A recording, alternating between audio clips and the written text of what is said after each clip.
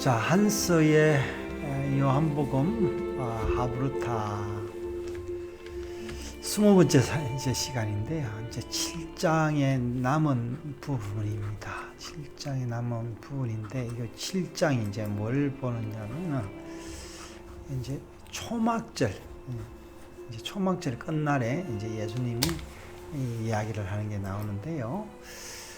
자, 한번 보겠습니다. 초막절 끝날에 이제 명절 끝날 이렇게 이야기를 하죠. 자, 이제 오늘 제목이 뭐였어요?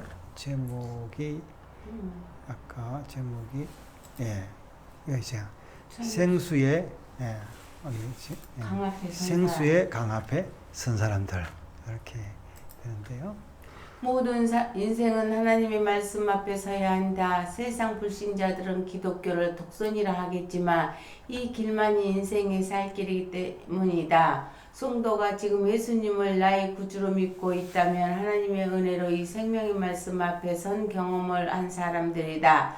그래서 세상은 말씀을 대적한다. 말씀을 파괴하려 한다. 이 말씀에 인간의 생각을 입히려 한다. 자, 그렇죠. 뭐 세상이 이제 이 말씀에 인간의 생각을 덧입히는 게 아니라 기독교인들이 그러죠. 못된 기독교인들이 이제 아버지를 욕먹이는 사람이 누굽니까? 이웃이 아니라 아들이 욕먹이는데요.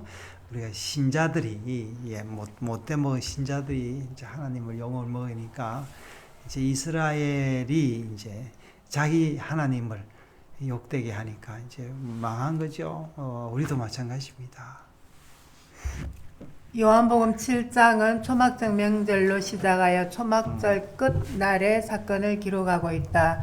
초막절은 7일 동안 초막을 짓고 그 안에서 지내면서 이스라엘 백성들의 광야 생활의 기념과 하나님의 공급을 기억하며 추수감사와 비를 구하는 절기이다. 자, 이 초막절이 재미있대요, 애들은. 왜냐하면 늘 집에 있다가 초막을 짓고 이제 아파트 위나 공원에서 캠핑을 하니까. 그리고 초막절 마지막 날에 8째 날에 집회를 드림으로 초막절을 마무리한다. 8째 날의 집회는 8의 숫자가 의미하는 대로 7일의 완전함이 끝난 후에 새로운 은혜의 시작을 선포하는 의미가 있다.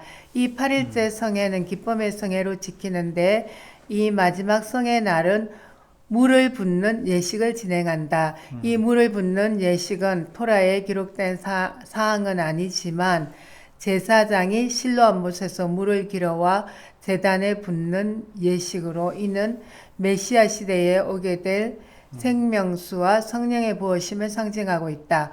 놀랍게도 이 8번째 물을 붓는 기쁨의 날에 예수님께서는 누구든지 목마르거든 내게로 와서 마시라. 나를 믿는 자는 성경에 이른 것과 같이 그 배에서 생수의 강이 흘러나오리라고 외친 것이다.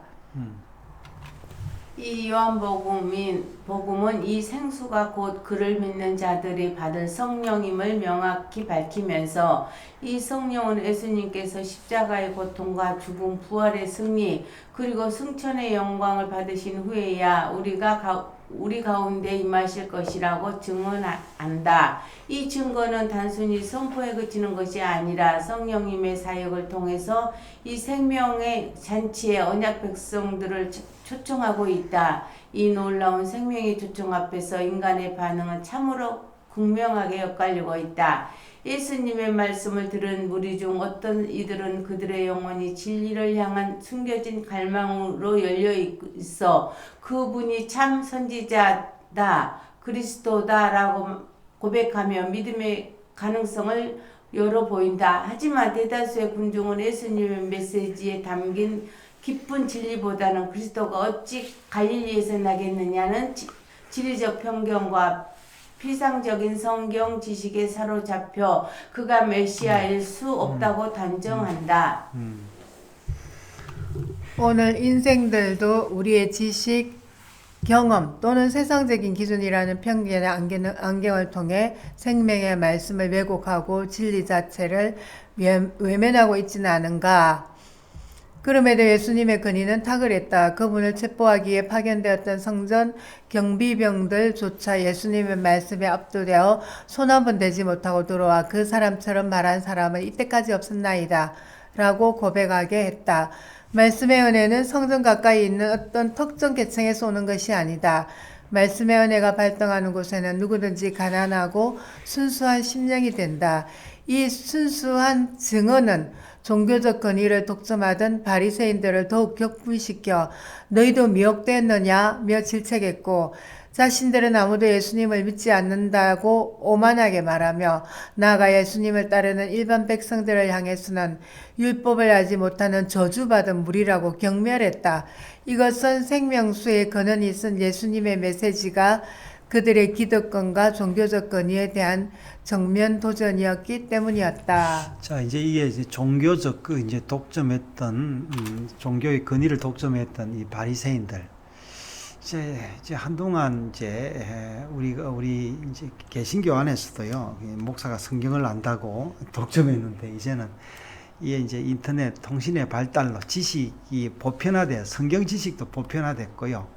지금 AI한테 그 히브리어 어원 이런 거 물어봐도 바로 가르쳐 줍니다. 그래서 사실은 이제 이런 지금 바리새인들은 토론하고 이런 걸 안 하잖아요. 할 줄도 모르고 그냥 자기들 일부가 그렇게 하면 따라가는 거예요. 그래서 보면은 이 하나님 말씀이 있는데 어떻게 보면 참 신본주의라 하면서요. 인간의 기본 인권도 안 지켜지는 이제 그런 경우들이 지금도 있습니다. 계속 있을 것이고요. 자, 오늘 이제 이런 기득권적인 종교를 가진 바리새인에 대한 예수님의 말씀인데요. 이렇게 어둠이 짙게 깔리고 불신앙과 비난이 절정에 달했을 때 한 줄기 작은 빛이 비추는데 바로 바리새인 중 한 명이었던 니고데모에게였다. 일찍이 밤에 예수님을 찾아가 진리에 대해 배웠던 그는 동료 바리새인들에게 우리 율법은 사람의 말을 듣고 그 행한 것을 알기 전에 판결하느냐라고 용기 있는 변증을 던졌다. 자, 그래서 이제 사실은 이제 니고데모가 배웠다기보다는 막 가서 몇 마디 말해보니까 이 사람이 지식자니까 지식의 문이 열린 거죠. 네. 이 질문은 단순히 법률적인 절차를 지적하는 것이 아니라 율법의 근본적인 공정한 심판과 진실을 향한 열린 마음을 일깨우는 구속사적 의미를 지니고 있다.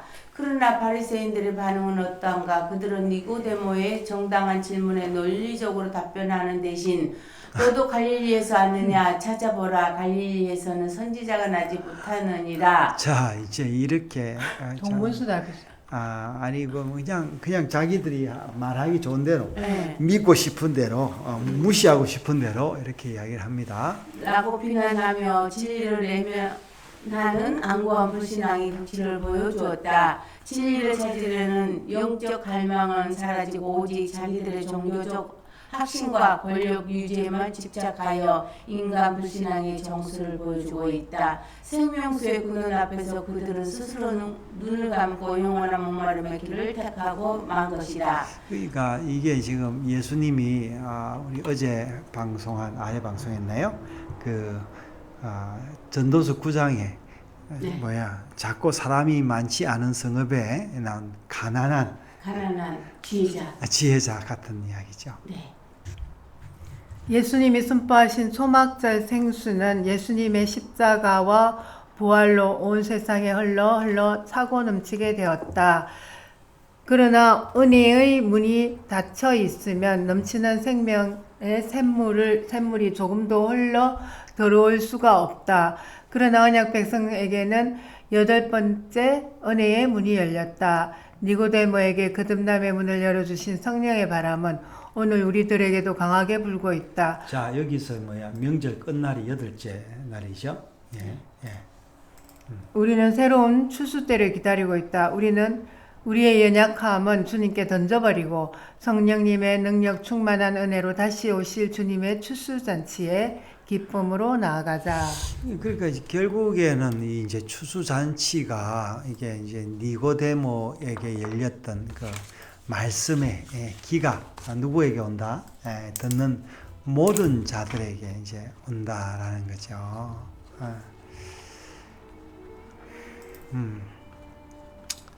자, 오늘도 우리가 이제 생수의 강 앞에서 목마른 사람들을 보고 있습니다. 우리도 그렇습니다. 생수의 강 앞에서 목마른 사람. 물을 앞에 두고도 마시지 않는 거예요. 왜 마시지 않냐 하니까 생각해봐라. 갈릴리에서 무슨 그런 선지자가 나오겠느냐 뭐 이런 거예요. 예수 천당, 쓸데없는 소리, 이제 그런 이야기죠. 자,